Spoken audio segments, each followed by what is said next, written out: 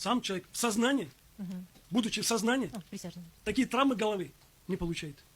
Потому что он даже бывает случайно при падении, инстинктивно, рефлекторно он защищает голову. Это даже он в любом случае упадет, если он в сознании. Да, человек бывает спотыкать, падает с высоты, когда он не сможет защитить голову. Или бывает во враг упал. Бывает случай на практике. Но на плоскости стоя человек упасть головой и получить такие повреждения не может. Хорошо. Вот также вы указываете в выводах, что давность телесных повреждений в соответствии с заключением гистологического исследования тканей из области повреждений 6-8 часов может указывать на промежуток времени с момента причинения потерпевшей телесных повреждений и наступлением ее смерти. Вот как вы пришли к этому выводу? Дело в том, что гистологическое исследование проводится на основании микроскопического исследования тканей из области повреждения. Эксперт. Присяжным объясните. Да, из области повреждения. То есть что это определяется? То есть у живого человека, когда образуется повреждение, организм начинает реагировать. Это реактивный воспалительный процесс.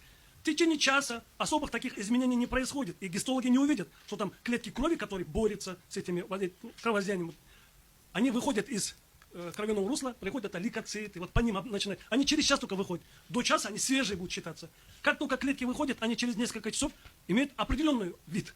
И гистологи, смотря на эту картину, определяют, да, здесь уже фибрин вышел, здесь вот макрофаги вышли, и определяют, дают время, 6, допустим, 12 часов.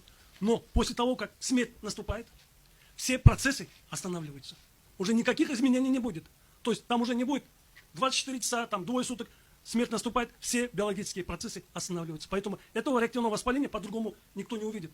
Учитывая, что время гистологически дается, что примерно такого промежутка времени прошло, то есть это к моменту наступления смерти гистологи обнаруживают.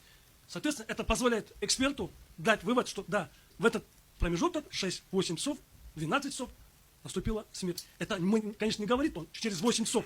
Это около этого промежутка времени. Конечно, это не больше, там сильно, там много часов. А в этот промежуток времени наступает смерть. Это есть об этом говорится. Хорошо. А вот такой вопрос. Вот при исследовании головного мозга, при экспертизе трупа, была ли обнаружена и описана субдуральная гематома, которая по своему характеру и цвету заметно отличалась от других участков кровоизлияний под твердую оболочку мозга?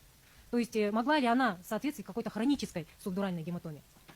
Так, в данном случае тоже для экспертов особых трудностей отличить это нету. Потому что на практике, к сожалению, часто встречаемся, потерпевшие с травмой поступают в больницу вот с дубральными гематомами. Они бывают месяцами лежат и, к сожалению, погибают. В таких случаях эксперт четко видит старый кровоизлияние, которому больше месяца, потому что он цветом, он уже светло-бурый становится, и, как правило, он покрывается капсулой. Это капсула субдуральной гематомы, которая характерна для хронической субдуральной гематомы. Он организуется, течет это. В данном случае, как мы все ознакомились, как мы все видим, в заключении экспертизы эксперты при исследовании головного мозга подробно, четко описали характер кровоизлияния, его объемы, что он не прилипает к твердой мозговой, легко отдирается. Капсулы не имеют однородной структуры, и поэтому они его при макроскопическом исследовании не видели. Это не от того, что не увидели, они его не обнаружили. Только при гистологическом исследовании эту область, зато они взяли тщательно все области на гистологическое исследование. Это говорит о полноте исследования. И при проведении гистологического исследования под микроскопом был обнаружен микроскопический участок кровоизлияния, который по своему характеру, вот как я вначале разговаривал, объяснял, как определиться.